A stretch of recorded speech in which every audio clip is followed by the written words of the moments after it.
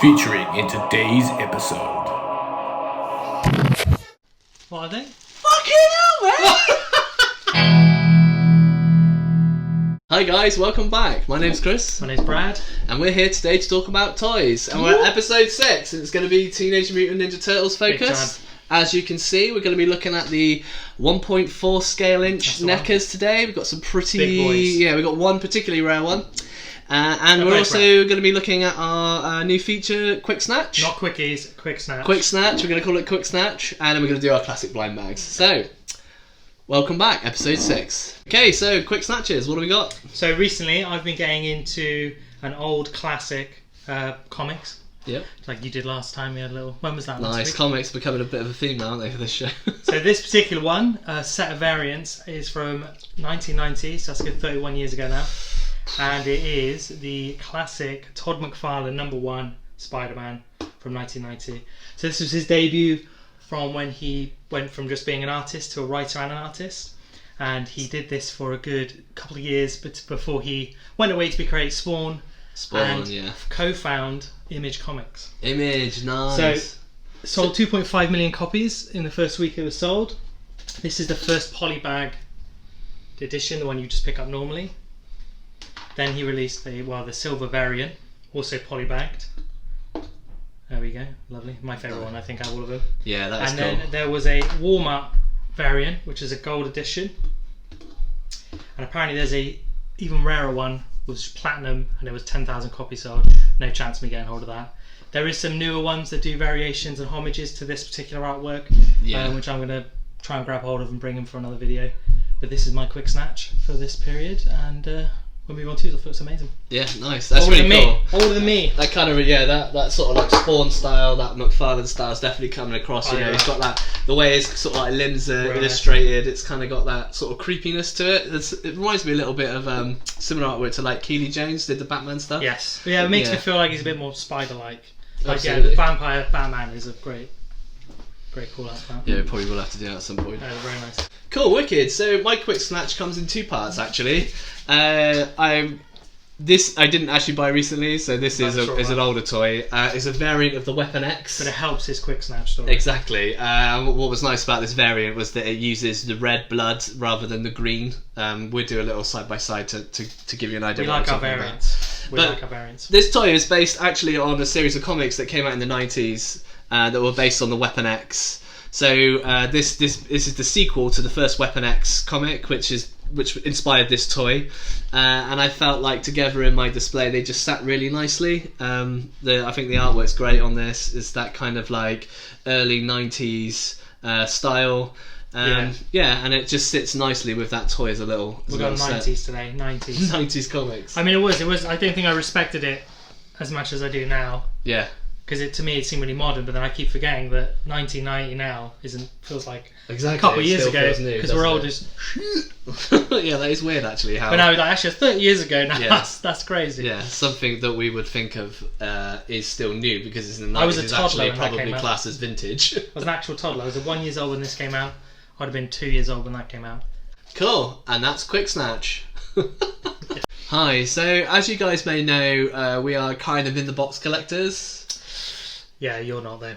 No, well, recently I've actually changed a little bit, and I think that's because I'm starting to get into the 1.4 scale toys. So we've got the Alien one back there from Super 7, the Acid Green Alien, but I've also kind of really wanted to get on board with the stuff NECA's been doing recently with the giant turtles, and I kind of went out my way to get this one because of the variant style, and it is Raph in disguise. So a lot of you guys probably going to remember Raph in disguise from the film, where he goes out into the subway and then he has that little altercation with Casey Jones. Well, tough rocks, pal. A Jose Canseco bat? Tell me, you didn't pay money for this. Ooh. And, Raph kind of being his character, that he was a little bit sort of like the black sheep, the rogue of the group. He kind of didn't understand why they had to be in hiding, and he was kind of wanted to go out there and get his angst out of his system. And this particular scene was so iconic, and what's great about this is it does have that kind of nice cotton coat. It has the nice fabric of the eye makeup bandana. I've posed him in a way where I've added a little toothpick Yeah, even the bat itself. It's the detail, the attention to detail is insane. It's really insane. nice. So good. So we're kind of, I'm really happy with this guy, and he is expensive now. Like, he is probably the most expensive out of all of the set, because that's the only one they've done as at this scale as a kind of variant, because it was so iconic and it's so cool they did it. But it's worth it because, I don't know about you guys, if you collect like we do, but if you spend a lot of money on a product and then you get it, like let's say Hikaris or Funkos, and they weigh less than what you probably paid in money, this is a hefty piece, and the detail is insane, and it's you feel like you got your money's worth when you bought it. It is really heavy. It's awesome. Speaking from his example, not yeah, totally. And this is the type of toy that you want to display solely in one unit. You know, you can't clutter it up. I've tried to kind of put some of them together, and it just hasn't worked. So one thing I will say, as a in the box now becoming an out the box collector, is that as this particular guy is quite pricey and he's getting more expensive as it's becoming more exclusive and limited, is that the actual box itself that it comes in, I think that I've got it in fairly good condition, but inside it does come with lots of accessories. There's lots of different hands, there's lots of bits of pizzas, there's lots of ways that you can kind of use the articulation to configure it differently. But in order to get that out, I had to get a Stanley knife, and I had to cut away inside to get those little accessories out. So that is one thing to know. Like, I know in the back of my head that box is now damaged in order for me to display this 100%. Yeah. So you've got to make a decision, basically. You do have to make a decision. It's not as simple as slip it back in and it's fine. No. So I would say that's the only negative. If they had designed it in a way that we could take the pieces out without making any damage to the box, it would have been absolutely perfect.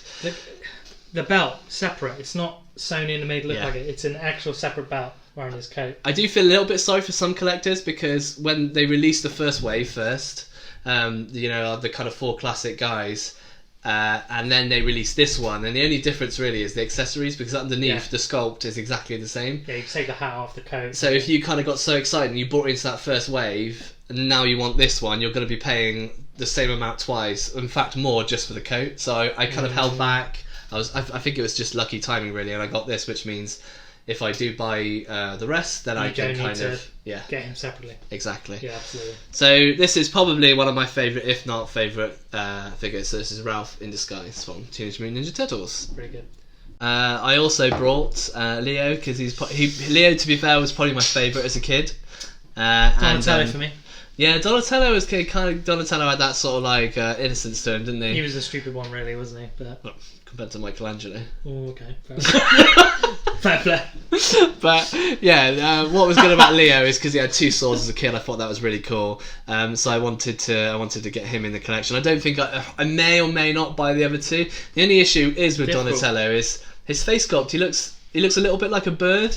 Because it kind of goes out like this, the beak. which is, I mean, it's true. It's true to the design of the film. So I think if people would say that doesn't look like him if they didn't. And NECA have done such a good job at the detail and the facial sculpts that I think it's the first time that you really get you kind of really can see how powerful they can go if they invested to this level. I think one thing we were saying about a second ago in between takes is that it's a bit of, I guess, it's a little bit nasty that they didn't release the as an accessory pack for Ralph stuff. Yeah, for people that already bought, like you said, the difference was it was the same figure. Yeah. Just the accessories. So if they had just sold the Raph accessories, then people that had the original Raph wouldn't have to buy it all again. Yeah. But I guess it makes mine even more exclusive, so I'm kind of quite happy with that. If but if it was the other way around, I'd be fucking fuming. So here we have Leo, and just to talk a little bit about the display with him is I don't know, you guys write in if you feel differently, but I kind of really struggled with the articulation of Leo,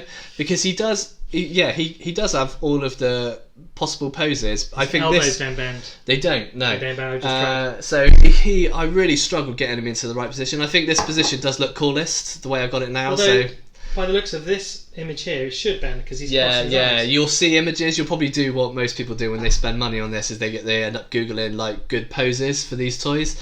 And I think this one is the best one because it's dynamic enough that the swords come out. It fits within a display case that's quite thin.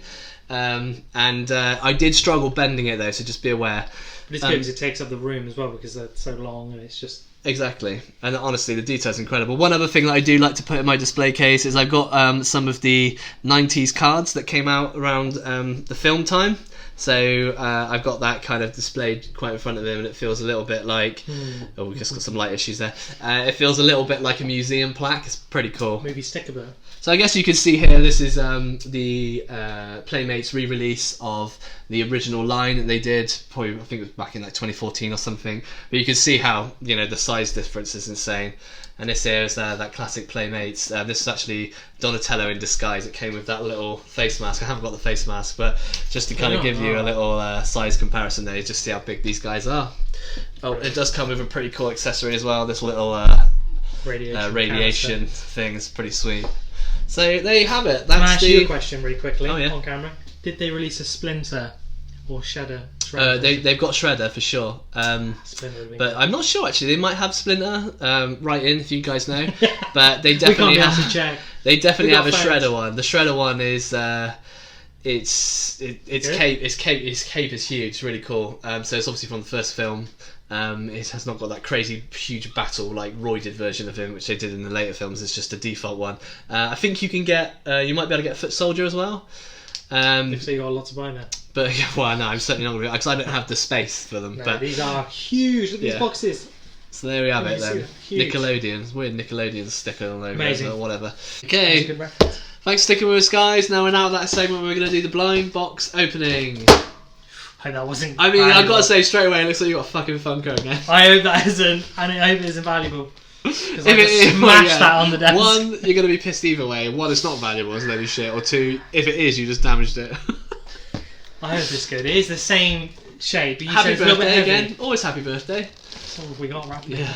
Alright, so I'm going to go first because you were first last time. Okay, so the inquisitive mind of the collectors out there is thinking, oh, that's an interesting box. I do apologise for anyone that's listening to out of headphones. I'm so excited. So what's nice about this box is that it could hold like I'm thinking it might be like a stone or a fossil. I mean, could be. Okay, here we go. So I'm opening it's it a up. mystery. Right, I'm going to do a visceral feel. Hopefully Brad's not going to say something in the background and go, ooh. Okay, feels... Ooh, I'm not 100%. Oh, hang on. What are they? Fucking hell, man! These are amazing! So these are... They're amazing! These are, I hope I say this right, the Super 7 He-Man. They're based on the old little muscle toys. Look at that! That's the full set. Wave 1 and Wave 2. Wave 1 and 2. Look, and No there's like way. a little fucking exclusive Because one you had here. to buy them in these like little tiny mystery boxes, I think. So can you remember that they're like a sort of cross between the muscle and the... Should we get them out? Name them. Okay, we can't get them all out, but we'll do a little cutaway. We'll do a cutaway.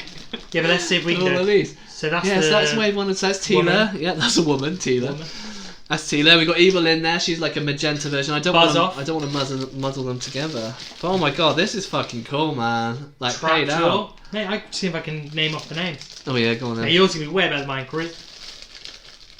It's Chris. That's not Chris. No, it's Beastman. Beastman. That's it. Beastman. Look at that Battle Cat. Fucking hell, man. Who's that? I don't actually know who that is. He's the Beast himself. No, that's the new Squirtle one that's coming out soon. Look at that. Oh, and that one, Triclops, cool. baby. Yeah. So these are, so just so everyone knows, they're based on the muscle style. Remember the little like wrestlers muscle? They used to come in this kind of like beigey colour. But you could also see how they might be very similar to Monsters in My Pocket as well. Yeah, that's what I was about to say. So it's that same colour, basic rubber. So good. But the art, what's nice about them is they have all this detail in the actual sculpt. So the artist had to like think about how can we make these classic toys work at this scale. So yeah, I'm dead happy with that. Finally, a fucking blind box that's actually worth having. You've got Skeletor on that one. You've got to. And I got He-Man on this one. Yeah, I did have him a second ago actually. Ram Man, 100%. Right, I just These are amazing. We have to get these out. I don't want to go. So, wicked. So I've had Very an cool, absolute fucking cracker there. Yeah, mine's good. Well, should we just cut it there? Loving that. Anyway, see you next week. Or was it a week? Go on then. Get your this will Funko be. out. I tell you what, let like, me guess. if the girls, sorry, if our partners have done quite a good one here, theoretically you've probably got quite a good one. So that means you've been smashing that thing around. My partner, even though amazing, is not a collector herself. So to her, she'll be like, "This is amazing." But it's probably like from B&M for £1. Probably Barbie. If I'm gonna guess, it's gonna probably be a Funko, and it's probably gonna be some like benign, like just normal tier character, human character. Maybe Yeah, from just Tekken. default Funko face, you know, Yeah, nothing absolutely. behind the eyes. Thin Nothing legs, behind the won't eyes. stand up on its own. Yeah, default face. You look first. Right. I don't think it's a Funko. Alright, try this out. Yeah, that's just useful. You shouldn't have been throwing that around, boy.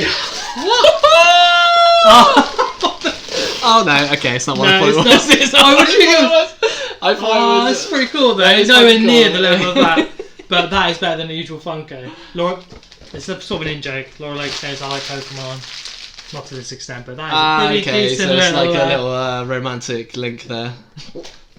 I mean, Charmander, the best starter of all three, let's be honest. Yeah, Charmander was the coolest. Like, you never It's not seem bad to... little, So it's what's quite the hefty. history of it's this not thing? Funko or anything. No, of course it's not. That's why I thought when I saw the. I know. So recently, Brad's been getting into collecting Pokemon Pops, and there's a bit of a story about Pokemon Pops in the UK, isn't there? Yeah, like there's a licensing issue, so we can't actually buy them. You can buy common ones that go to retail, but if you're trying to get the variants from like New York Comic Con or like San Diego Comic Cons, we have to go to like Australia. Basically, Pop so pop culture, culture and things like yeah. that, which you got to pay a premium. No, they won't even sell it to the UK. That's the other problem we have. Well, so They you don't can't sell get through it- pop culture. no. Normally, pop culture, like we got Raph through pop culture. Pop culture is a way They're that usually British very, collectors. very good. But back to this guy. So this guy, Yeah. who is it? What is it? Is it just a cool Charmander? Charmander vinyl, by the looks of it. It looks like you can get the rest of them. Yeah. I do like that. Not He is gonna good lie. though. You know, sometimes you see these types of Cool things in little, like you know, like sort of places that in America would be classed as a Walmart. We'd have it, we'd call it a B&M in the UK. But they're Yes. just like a random, Like a little- a random thing where you actually, if you look at the sculpt and the artwork, Yeah. it's actually really cool. So you think, I'll pick it up. And I mean- put it in like a diorama type thing like this, and it would just Yeah. pop out because it's got the colours. The only positive is it's actually Pokemon like licensed. This It's isn't licensed. just like a It rip is That's official. cool. Yeah, it's the first time we haven't had something bootleg. Definitely. Cool. Well, I think Yours is better. I'm well happy with mine. I think Brad's happy with his. That's right. Little piece of chocolate sand. It's just started raining on this Ah, roof, right. so hopefully that's not going to stop this. But cool, and that wraps up episode 6 of Boys Talk